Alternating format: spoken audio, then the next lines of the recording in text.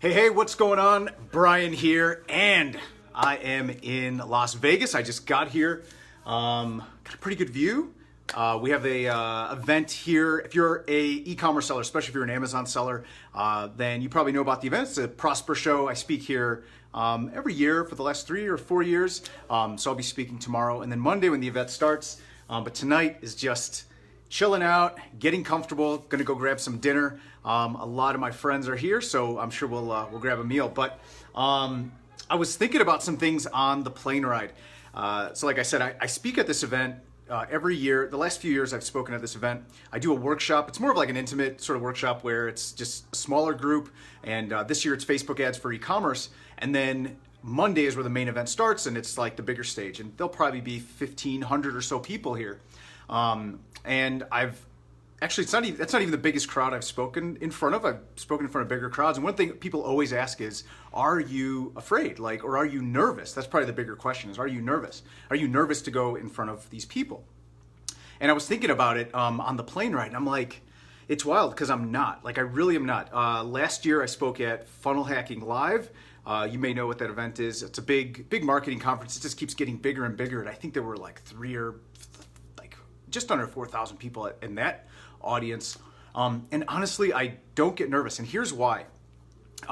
Because I've already pushed through the fear of being nervous. I did a lot of things to not be nervous. I did Toastmasters when I was younger. That was one of the best things I ever did. By the way, if you have any fear of public speaking, do Toastmasters. It'll be like game over. You will never, ever be afraid of public speaking again. It'll open up so many opportunities for you.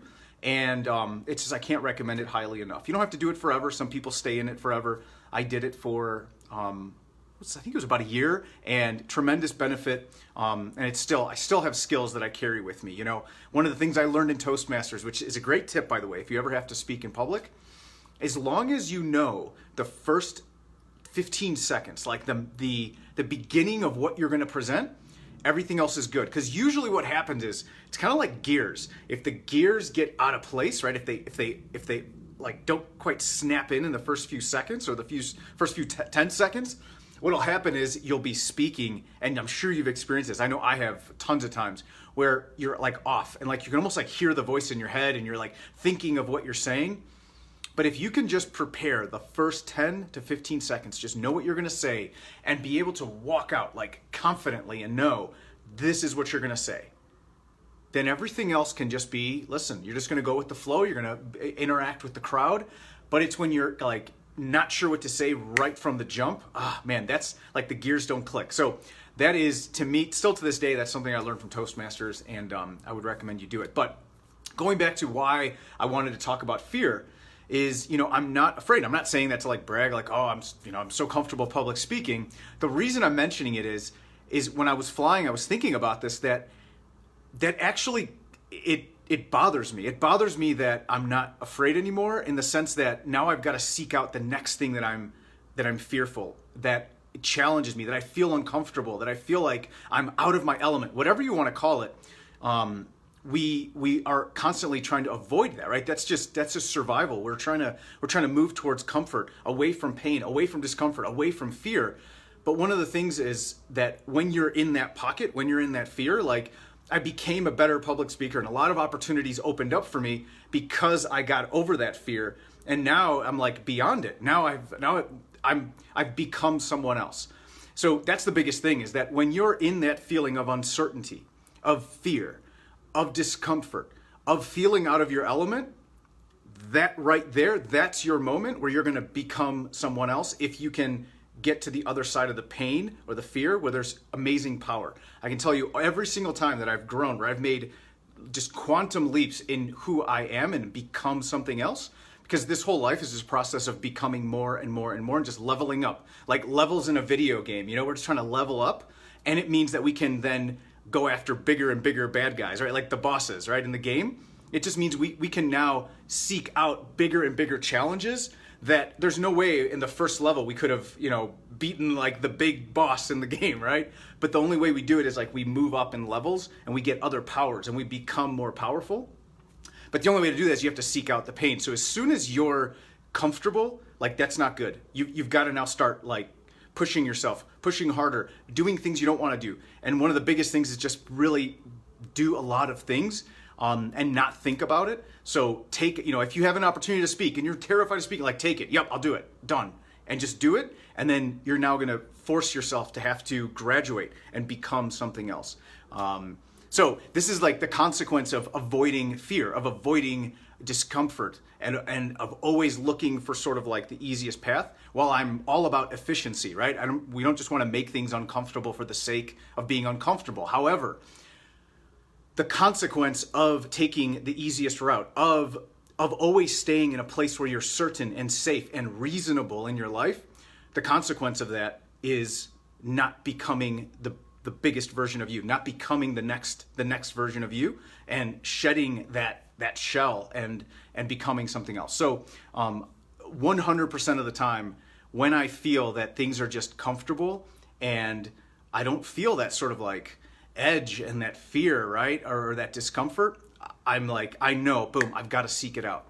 And this is just something I've observed when I've always said, get comfortable with surrounding yourself with people whose success is so ridiculous that it makes you uncomfortable. Because so many times we avoid people that have, insane amounts of success, or we avoid people that just seem to have it together. But you need to figure out, like, what are they doing, right? And that's just another example of seeking out discomfort, because that's when you're really gonna level up. And then all of a sudden you're gonna look back, and the vessel. This is the thing, is I can tell you, and this not just in business, in like my personal life. Just in my personal life, the biggest pain, the biggest discomfort on the other side, there was just like this amazing power. And you look back and you look at it and you're like, man, I can't believe that would have broken me before, or it would have pushed me to like the edge. And now you're just like, that's like a level 5 problem, like it's a level 3 now. Whereas before it was 9, almost maxing us out at 10. So the biggest thing is like, seek out that discomfort, seek out that uncertainty. Being able to make decisions in that pocket of uncertainty is a superpower. That is the thing that I think separates the people who are really leveling up and just keep graduating, boom, boom, boom, and doing bigger and bigger things. And I used to play professional golf, like AAA, basically like AAA baseball. I never made it to the PGA Tour, but I was pretty good. And it was the same thing. I always surrounded myself with the people who were amazing. And it's interesting because those guys are on the tour. And, I used to be able to hang with those guys, and I got so much better because I just I put myself in a position where I was always around people that were just pushing me to be more. So the biggest thing is seek out that discomfort. And I was thinking about that when I was on the plane. I'm like, you know what? I want to just talk about it, and hopefully it resonates with you. And the best thing you could do right now, nothing happens until something moves, right? Albert Einstein, that's like one of his, he has so many quotes, but that's one of my favorites. Nothing happens until something moves. The best thing you can do is like right now, seek out something that is uncomfortable for you, but it's gonna move you forward, and just go do it. Pick up the phone, hit the live, make the order, whatever it is. It's unique to you, but just do it and figure out then how you're gonna resolve it after you take action. So have an amazing weekend, and we will talk soon. All right, I'm gonna go grab some dinner. I gotta get some food. It's crazy because the time change is different now, so it is it's 3 hours short of the East Coast. And I'm usually in bed by like by 8:30, so it's like creeping up on my bedtime, but I haven't eaten, so it might be a late night. But have an amazing rest of your weekend. We'll talk soon. Bye.